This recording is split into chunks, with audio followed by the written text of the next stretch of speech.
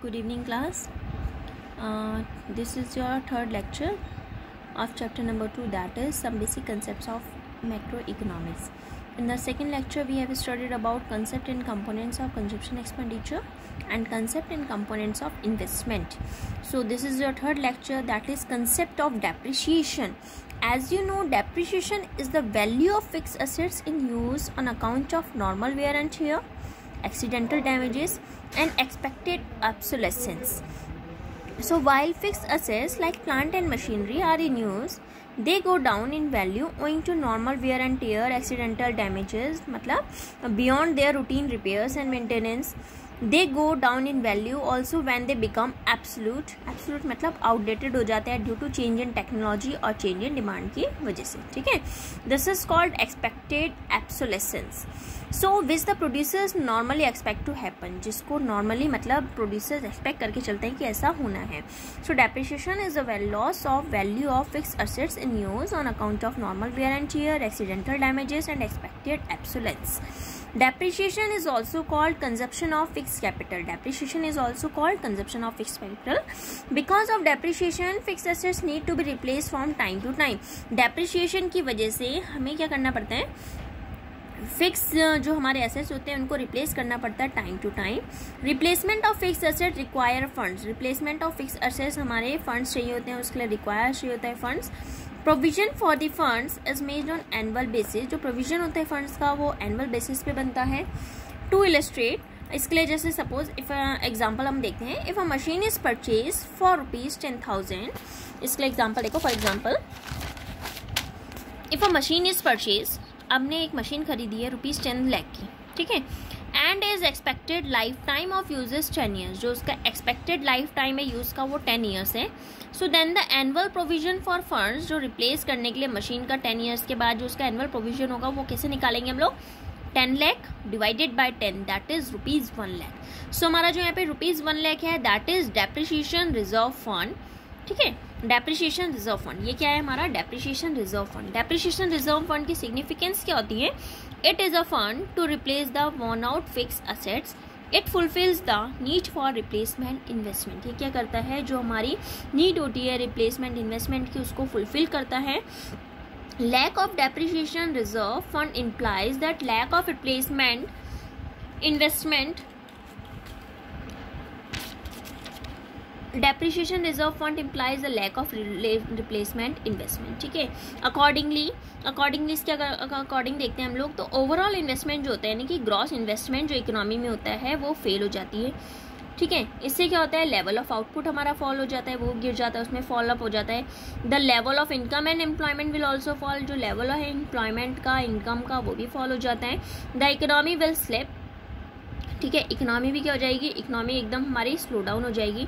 So it might be caught into a low level of equilibrium trap. इससे क्या हो जाएगा, जो हमारी इकोनॉमी है वो लो लेवल इक्विलिब्रियम ट्रैप में हो जाएगी, ठीक है. इससे सिचुएशन से क्या हो, सिचुएशन में low income causes low demand and low demand causes low. जब लो इनकम रहेगी तो लो इनकम से लो डिमांड रहेगी, लो डिमांड से क्या रहता है, लो आउटपुट रहता है, and once again low income. और फिर से जब लो आउटपुट रहेगा तो फिर से इनकम क्या हो जाएगी, कम होगी. तो ये सर्कल जो होता है, ये साइकिल जो होती है चलती रहती है, ठीक है.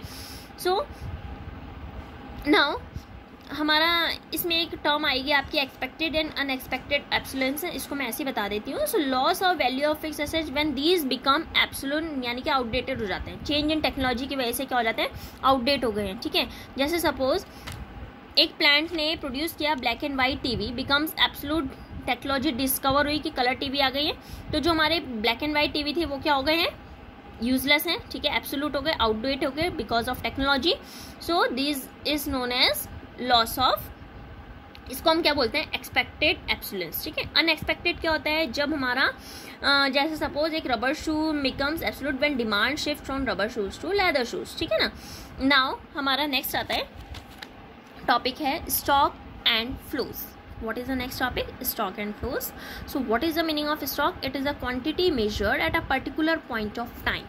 एक particular point of time में कितनी क्वांटिटी है उसको स्टॉक बोलते हैं.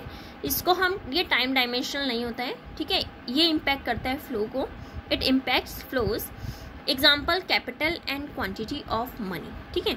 For example on January 1, 2019 there may be ₹20,000 in your bank account, कि जनवरी 1, 2019 में तुम्हारे पास ₹20,000 है तुम्हारे बैंक अकाउंट में, ठीक है। ऑन जनवरी 10 देयर में भी ₹25,000, जनवरी 10 की बात कर रही हूँ तो 10 डेज बाद तुम्हारे अकाउंट में 25,000 है तुम्हारे बैंक में, ठीक है। So all such values are stock values. तो ये क्या है, स्टॉक वैल्यू है, यानी कि हम at a particular point of time से देख रहे हैं कि उस टाइम में हमारे पास कितना मनी हमारे बैंक में है, ठीक है। All these are measured at a specific point of time. So capital and quantity of money are notable examples of stock. Now, meaning of flow. What is flow? A flow is a quantity measured over a specified period of time. Flow क्या होता है, flow एक quantity measured है जिसको हम specified period of time में measure करते हैं। You may be getting ₹1500 per month as pocket allowance. Suppose example देते हैं, जैसे तुम्हें पॉकेट अलाउंस की तरह ₹1500 मिल रहे हैं। So you may be spending ₹50 every day in a canteen. उसमें से ₹50 तुम रोज कैंटीन में खर्च कर रहे हो। You may be getting 8% annual interest on your bank deposit. अगर तुम ये उसमें डालते तुम्हारे बैंक डिपॉजिट में तुम्हें 8% क्या मिल रहा है, इंटरेस्ट मिल रहा है। All these values are flows as these are measured per unit of the time. हमने आवर में, डे में, मंथ के अकॉर्डिंग देख रहे हैं, तो इसमें इंटरेस्ट वगैरह है, हमारा एक्सपेंडिचर है, ठीक है। So income, expenditure, production, consumption और इंटरेस्ट, ये सारे हमारे एग्जाम्पल होते हैं किसके, फ्लोज के, ठीक है। So now this topic is finished. Now in the next lecture we will start our next topic, that is 4 sectors of the economy. Okay, thank you, bye.